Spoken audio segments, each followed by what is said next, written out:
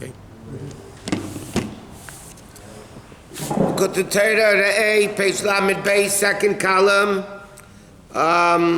Before Ois Beis, but like 10, 12 lines before Ois Beis.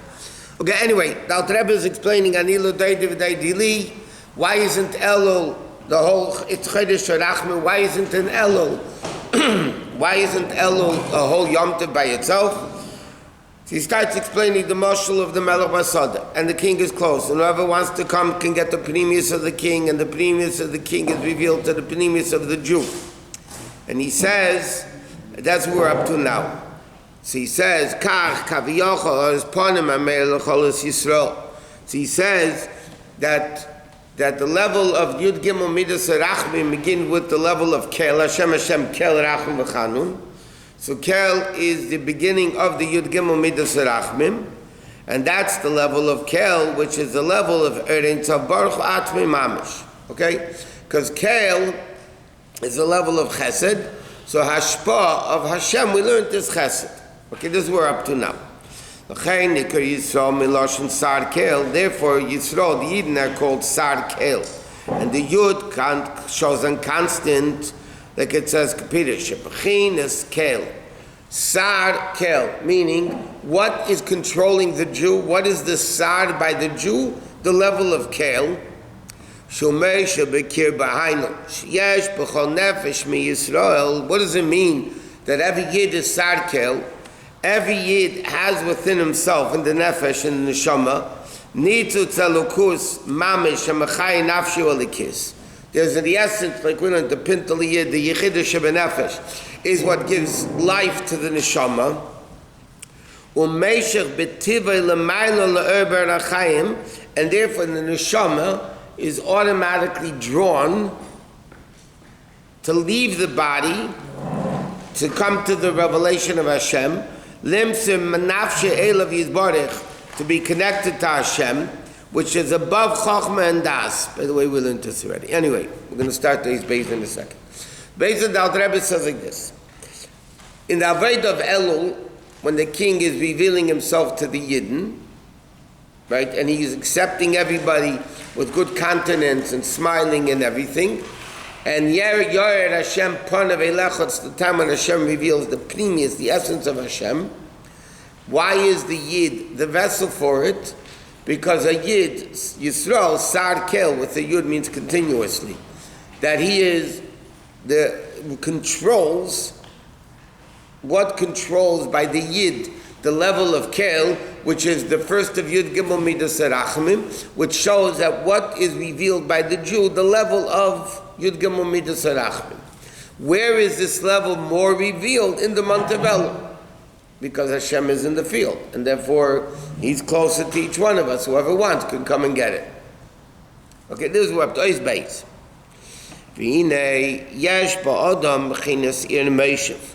There is, by every single Yid, the concept of a city which is civilized, and there's a field in the desert. Okay, there's a level of city, civilized, which is normal, not a jungle, so to speak, where people live, things are cultivated and everything. And then you have Sada and Midbar. And he says, Midbar, he added Tzlei. Midbar is a place which is, you can't plant anything, right? It's empty. What does that refer to spiritually?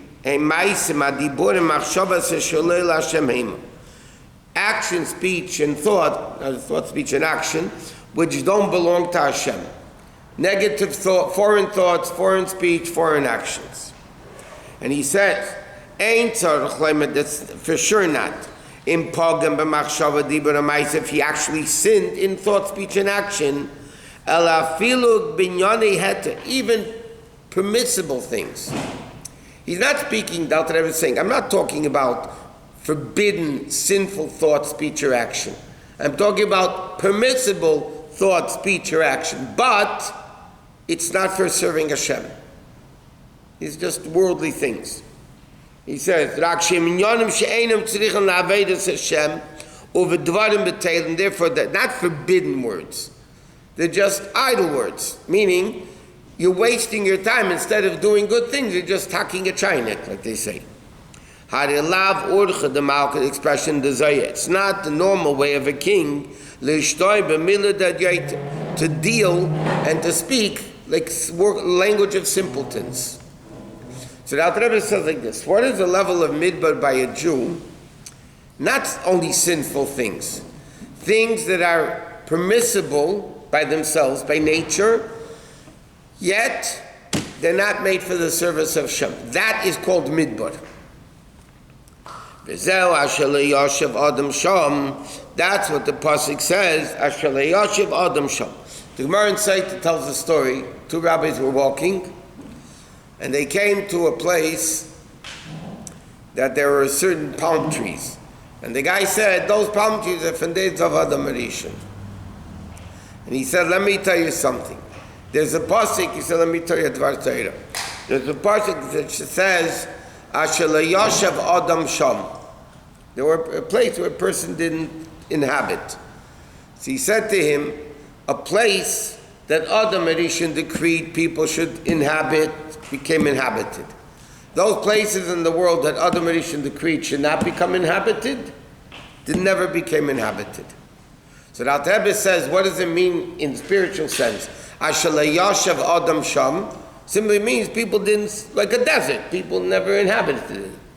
He says, what does Adam mean? Not a human being. Adam Hashem, Adam Shalakise. A place where godliness doesn't exist openly. Asher Yosef Sham Adam, he says, what does that mean? Pirush, Adam, like it says, the Musa Kise, the Muskamara, Adam on the throne of Hashem is the image of a person. Le Yosef Sham, Hashem never inhabited their meaning, because it says, Hashem says, make for me a migdash, a mishkan, which doesn't only mean the physical structure, it means every Jew within himself. Within every single Jew. A Jew has to create a dwelling place for Hashem.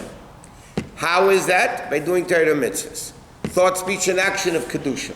If a person doesn't have thought, speech, and action of Kedusha, even if they're not forbidden, then the pasuk says, La Yoshev Adam Shem, Hashem can't live there.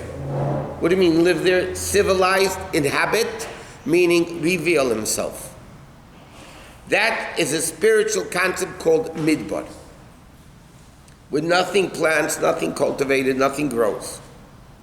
We create that. Huh? Who creates that? We do. Spiritually speaking, if I come into a place and I don't have thought, speech, and action of Kedusha, I turn that place into a midbar. That's why, especially in Chassidus and all over the place, it says, I'll give you an example. You're driving, and whatever you didn't have Google Maps, you didn't have Waze, yeah? And you made a wrong turn. You ended up a few blocks away, yeah? You're supposed to turn left and you turned right. It's Hashkacha Pratis, right? Why did Hashem make you go right and make that mistake of going right? Besides the fact that your wife should scream at you while you're not listening to her, yeah, in the directions.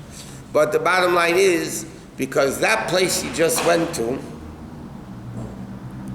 is possible that no Jew ever said some words of Torah in that place.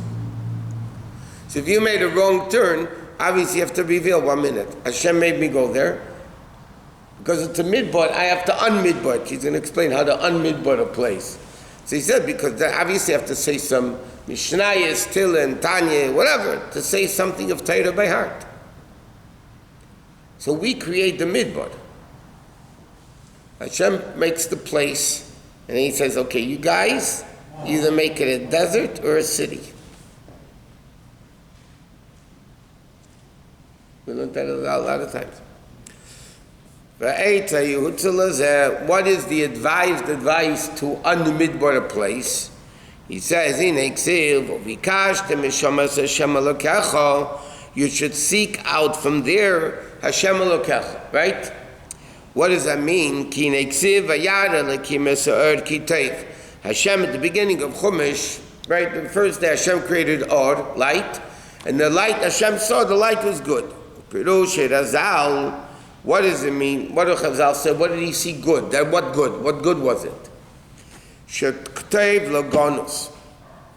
It's good to hide, meaning Shebchinis Sara Pnimis. Ritzayne is Barech Yesh B'chol Echad V'Echad Mi Yisrael, but it's concealed. Okay, let's put it this way.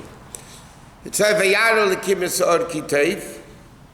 Hashem saw the light was good. So there's a number of interpretations. What does it mean?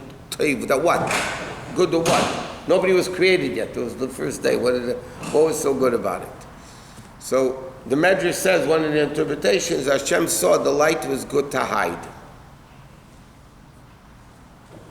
Hide. Conceal. Cover. Hide. So what does it mean? So where did he hide it? So different concepts here. He hid it in Torah. He hid it for Tzadikim Lasud Lavai. Here the Alter Rebbe is explaining he hid it within every single Jew. That means this revelation of godliness that was created on the first day, Yihi Ord, that level of godliness Hashem concealed within every single Jew. So every single Jew has that level of godliness within them. But the problem is it's hidden.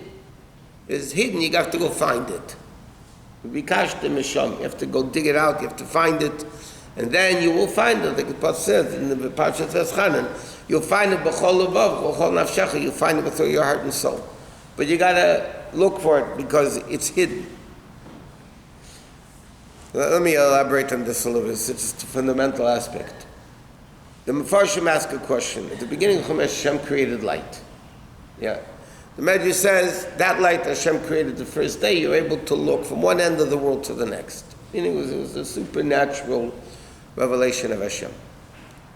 But the question is, light is only good if somebody could use it. If there's light and it's not usable, what good is it? On the first day of creation, nothing existed. What was the purpose of making light?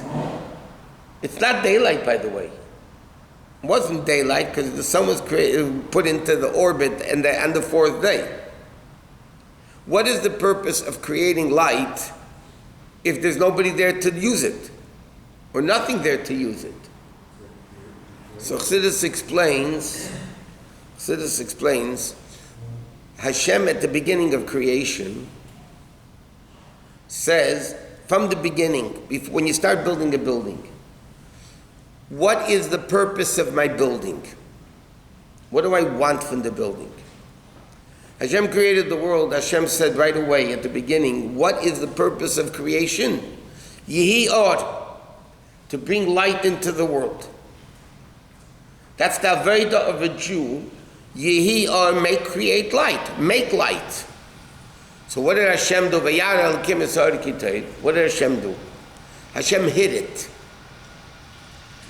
Why? Because Hashem wants that the Jew, the Aved of the Jew, should not be that there's revelations of godliness, and then Hashem will tell us to do Torah mitzvahs. If godliness is revealed, then we don't have free choice, basically. Then of course you're going to see godliness, you're going to want godliness, because you're going to see it. Then free choice doesn't exist. If free choice doesn't exist, good and bad doesn't exist. And the whole concept of Dira B'Tachtein doesn't exist. So what did Hashem do? Hashem says, what is the purpose of creation? To us, he said, Yehi Or, make light. And then Hashem says, Vayara L'kim Asar Kitev, the Medrash says, Hashem hid it, meaning godliness in the world is concealed, both within the Jew himself and world at large. And now Hashem says, go find it. Go reveal it. Take the physical object and reveal the godliness in it. Do a mitzvah, you make it holy. You have a neshama, reveal the neshama. The godliness, the essence of the Jew, the Yechidah Shebenefesh, is the hidden within. Go reveal it. That's the Aved of the Jew. And before that even, which is more interesting, it says, in the pasuk before Vayihi Erd, it says, V'ruach Elokim rachefes al pnei hamayim. The Spirit of Hashem hovered over the water. Right? Then it's a V'yom Elokim Yihi Erd. What does that mean? The Spirit of Hashem hovered over the water. The Medrash says, and the Baal HaTurim says, interestingly, that's the numerical value of it. The Medrash says, what spirit of Hashem are we talking about? The Ruach Shel Mashiach. It's the spirit of Mashiach. That means even before Hashem created Or, Hashem said there's something before that even. What is the total purpose of creation? The concept of Mashiach. How do you reveal that concept of Mashiach? That's the second level, Yehi Or. You have to create light in the world, Kedusha into the world. But the Jew has it hidden, and then you have to go reveal it. So all the way at the beginning of creation, Hashem is telling you what's the purpose of creation already. So Alter Rebbe is coming back here. So Alter Rebbe is explaining every Yid has this level of Or within them, but it's lost, it's concealed. Concealed means you can't find it. You know, you can have something in the same room as you and you're looking for it, and it's covered with something, it's still lost. As far as you're concerned, it's lost. It could be like some older people, you know. You hold the keys in your hand and you're looking for your keys. It happens. Glasses. You're wearing them, and so where's my glasses? So as far as you're concerned, by the way, it's lost. It's in your hand, it's on your nose. I mean, what's it? As far as you're concerned, it's lost. So Alter Rebbe is explaining over here. What is that? The Eitzah to unmidbar ourselves. Uvikashtem misham, you have to go look for it. Where? From Sham. There's Zeh, or Pai, and Sham. Yeah? Pai means it's right in front of me, I see it. Sham means far out, there.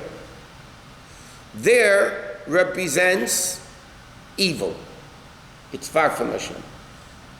So what does it mean? Bikashtem misham, as Hashem alakachad, Alter Rebbe is going to explain. When you lose something, where do you look for it? In the place you lost it. Right? If I lost something in Shul, I know I lost it in Shul. Where do you look for it? You're not going to look in the zoo. You're going to look in Shul. So what does it mean in Elukus? A Jew loses this odd, this revelation of Elukus, the Neshama, he loses in evil.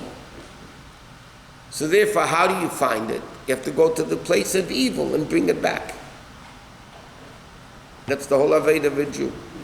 As we said many times, the whole purpose in life is a game called hide and go seek. The whole game, life, Hashem says, a hide and go seek. What does that mean? Like we know, the father hides, the kids look. As long as the kids are looking for the father, the game's on. Second, the kids get bored of the game and they go outside to play. And meanwhile, the father, like a golem, is hiding somewhere in the house. So you can imagine the pain, the suffering that the father has, that the kids are not even looking for him. Mela, they're looking for him and they didn't find him yet. The game's on. It's still part of the game. But when the kid gives up and the kid goes outside to play, and the father, like I said, like an idiot, is hiding and the kid's not even bothering to look for him, that's torture. And that's exactly the same thing what Davish did.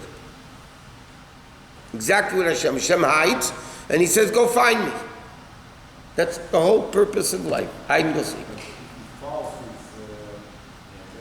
What? If you fall in a way that we are programmed to fall and blame our We're not programmed to fall.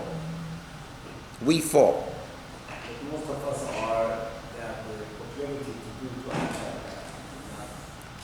Because it's the easier way out.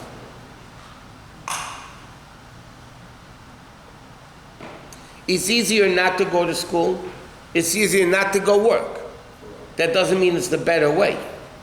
Correct? Okay.